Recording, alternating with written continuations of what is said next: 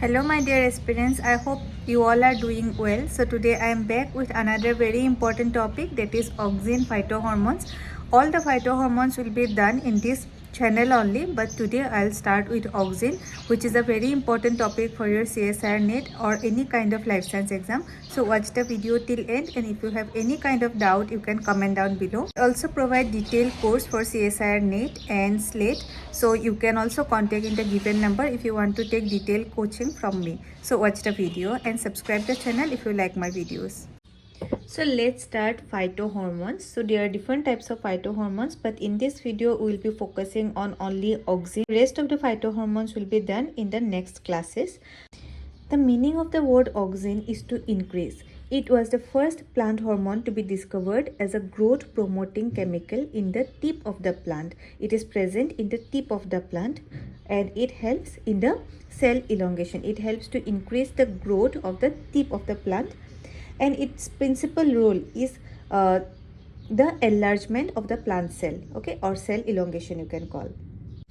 It also helps in vascular differentiation, that means the differentiation of xylem and phloem. If the concentration of auxin is low, then it will become phloem, and if the concentration of auxin is high, then the cell will differentiate into xylem and both phloem. Okay. Auxin is also used as herbicides. There are different examples which I have listed here. So different examples are there where auxins are used as herbicides. Okay. Then it also helps in parthenocarpy. Parthenocarpy means the induction of seedless fruits. Creation of seedless fruit is called parthenocarpy, and auxin also helps in that. So fruits like pineapple, banana, cucumber, grapes, orange, etc. are nowadays found in seedless form. So in that case, auxin helps. Auxin also helps in gravitropism, that means the growth of the plant in response to the gravity. It enables the root to grow downwards into the soil and shoot to grow upwards away from the soil. This process is called gravitropism, and auxin helps in that. Auxin also helps in embryogenesis.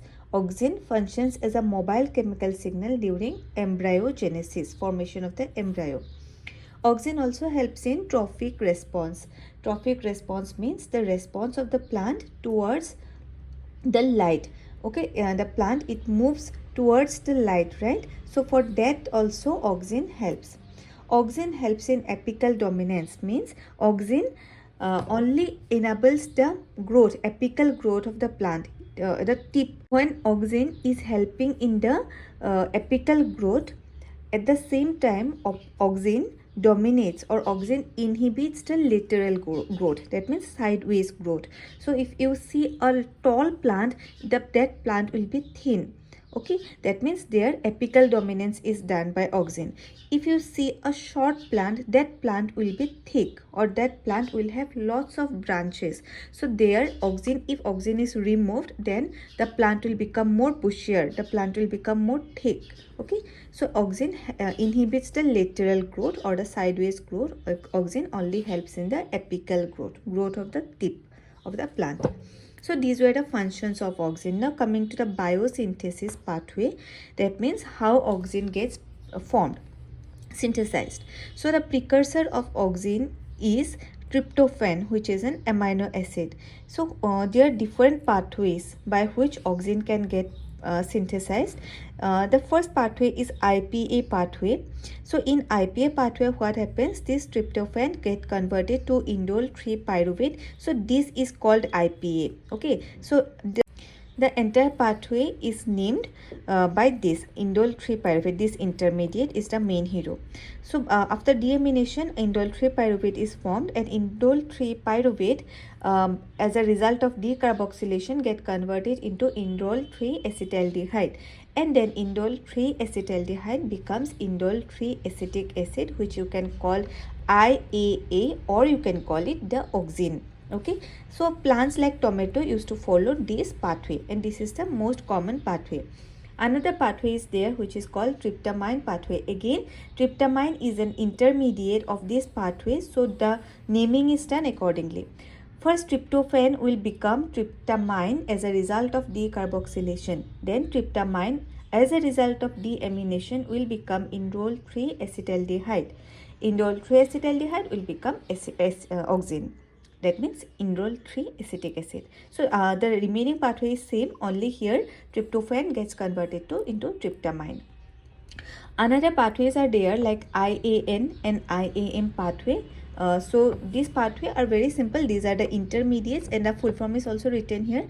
After tryptophan, this intermediate will occur, and after this intermediate, auxin will get synthesized. So these pathway are very easy, and only tryptophan, IAN, auxin, tryptophan, IAN, auxin. Okay, simple. Next, coming to the signaling. So we know in any kind of signaling pathway there are certain players. So first you have to know that the auxin signaling occurs by ubiquitin 26S proteolysis system. This is a signaling process or signaling pathway. Auxin is to follow this one. So here the receptor, we know that in any kind of signaling a receptor will be there, a ligand will be there, inhibitor will be there. So here in auxin signaling the receptor's name is TIR1 or AFB1. The inhibitor will be AUX/IAA. The ligand which will bind to the receptor will be auxin, obviously.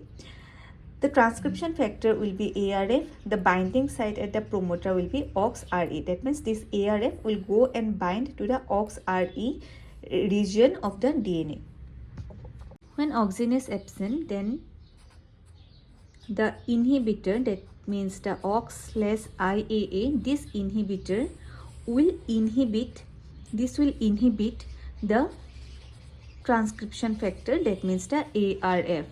When transcription factor is inhibited, then in this region, in the promoter AUXRE, in this region of the DNA, the transcription factor was not able to go and bind. As a result, this entire region, this entire gene were the genes of auxin. So there will be no transcription, there will be no translation, and the auxin response gene will not get transcribed. So as a result, no response will be seen. All the functions that we have discussed before will not be seen when auxin is absent. But what will happen when auxin will be present? When auxin is present, then what will happen?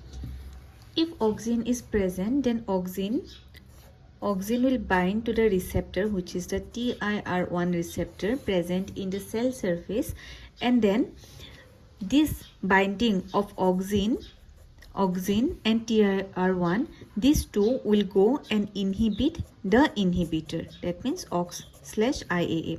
This will be inhibited. Now who will be free? The enemy of AUX/IAA, that is the ARF, which was our transcription factor, which was a good protein.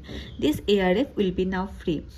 This auxin and TIR1 was indirectly helping the ARF. Now ARF will go and it will bind to the DNA auxin response gene, that means the genes which are responsible for auxin responses. So this ARF will go, because it is a transcription factor, so it will go and bind to this region of the DNA. Then this mRNA will be formed. mRNA of what? Auxin response genes or auxin response elements. This mRNA will again become protein. This protein will finally show all the responses that our auxin will show, all the functions that we have seen before. So in presence of auxin, this auxin responses will be shown or will be expressed. If auxin is not present, then no auxin response factors will be shown, obviously. So I hope the signaling is clear.